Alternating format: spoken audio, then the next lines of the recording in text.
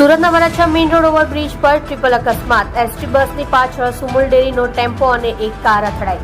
ત્રણેય વાહનોમાં નુકસાન પહોંચ્યું. એસટી બસની આગળ જતી રિક્ષાનું ટાયર નીકળી ગયું હતું. રિક્ષાને બચાવવા જતા ડ્રાઈવરે બસની બ્રેક મારી હતી. બ્રેક મારતા જ બસની પાછળ સુમુલ ડેરીનો આઈસર ટેમ્પો તેમજ કાર અથડાઈ. સદનસીબે ઘટનામાં કોઈ જાન કે ઈજા કે જાનહાનિ નહીં. એસટી બસના 30 જેટલા મુસાફરો હતા સવાર. બસ ડ્રાઈવરની સૂઝબૂઝથી મોટી દુર્ઘટના ટળી. આપ જોઈ રહ્યા છો સોમવાર ટાઈમ ન્યૂઝ ચેનલ.